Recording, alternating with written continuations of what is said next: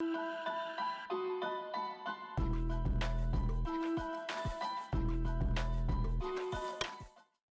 Tony Hawk nostalgia will have to wait. Hello, I'm Chrome and welcome to KromeWorld, where we give you streaming tips and gaming clips every week. Thanks for tuning in. This is vlog number 4, and today I'm going to be talking about my failed attempts to get an RTX 3070 as they just went on sale. We'll talk about the frustrations of trying to purchase a card that is in such high demand and what am I going to do now? Should I wait? Should I just purchase a 2060 or something at a comparable price?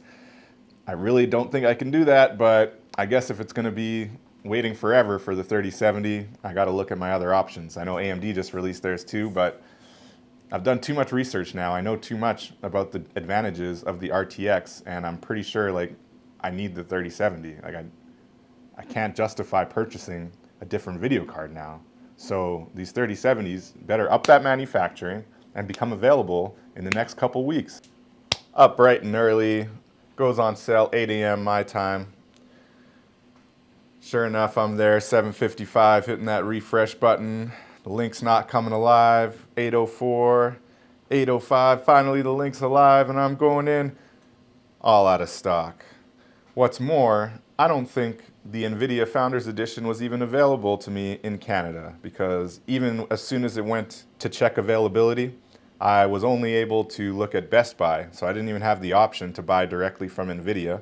And Best Buy only had third-party cards, so I'm pretty sure I didn't even have the ability to purchase the NVIDIA Founders Edition, unfortunately. Long story short, the bots beat me to it. Still waiting for that NVIDIA 3070. But luckily, I was able to scratch my itch for a new piece of good, solid computer hardware to go into my new PC streaming build, and that is the Ryzen 9 3900X. It was on sale on Newegg, and I went and snatched that up, but not before doing a little bit of research first. I found out the difference between the 8-core and the 12-core AMDs. I looked very closely at whether I really needed a 12-core processor or if the 8-core would be sufficient, and it definitely came down to the multitasking, specifically streaming a good quality game, so running the Streamlabs or OBS and playing the game simultaneously without dropping frames, without any issues. And that is where the big difference comes in with the 12-core. Those extra 4 cores do make a pretty big difference based on the research I've done. I will leave some links in the description on that. Pretty interesting videos. If you're in the market for a CPU yourself, I definitely recommend looking at those options. Of course, it is a little pricey. It's not for everyone.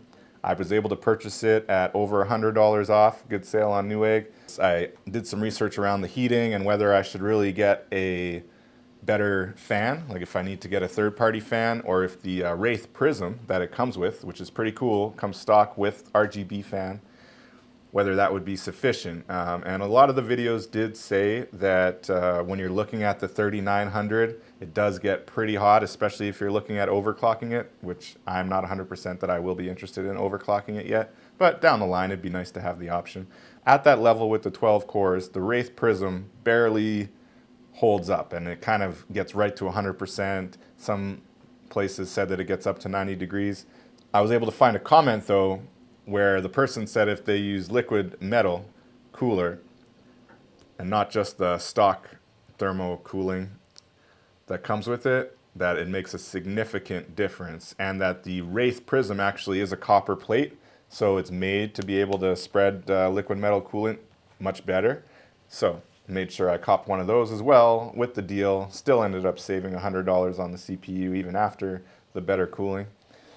So that's where I'm at. I did not get the NVIDIA 3070 as I was hoping, but I have purchased my CPU, Ryzen 9 3900X, and I'm pretty happy about it. Can't wait to get it.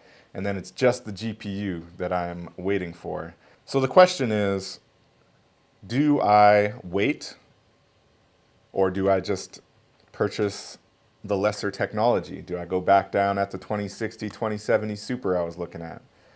But the 3070 matches the 2080 Ti, and that thing is still like $1,400, right?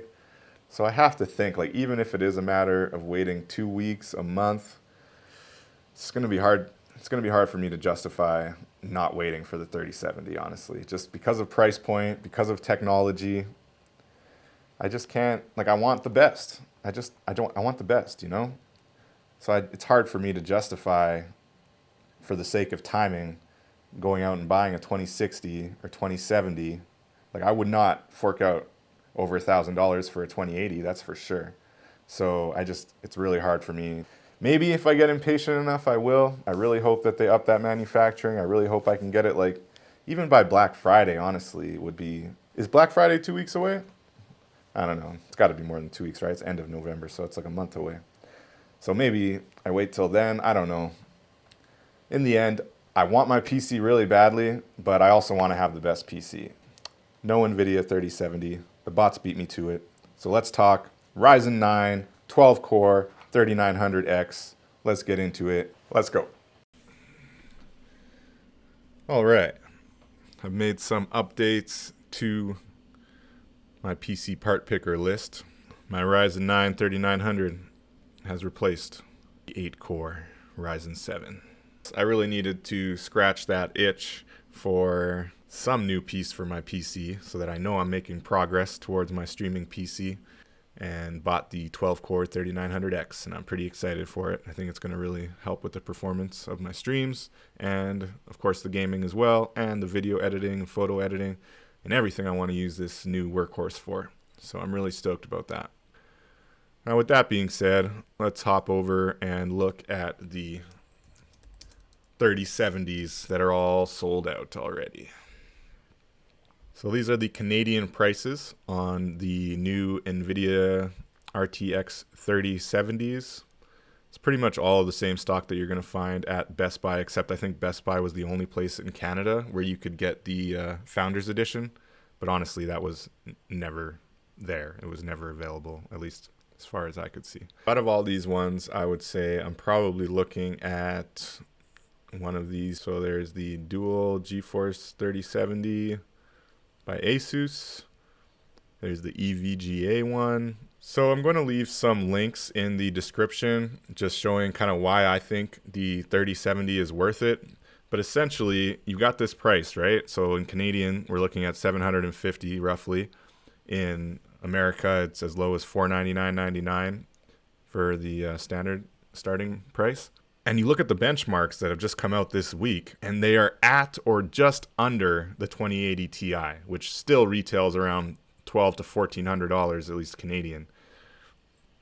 So it's just insane, right? Like, I can't justify purchasing a different video card knowing that this technology is available at this price point.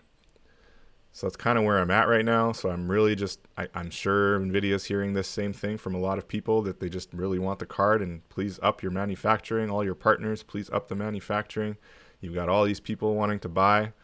So my hope is that in the next 3 weeks that they release some more. I have added myself to the auto notify on Newegg for these 3 or 4 cards that are under $750. So here's hoping. Fingers are crossed.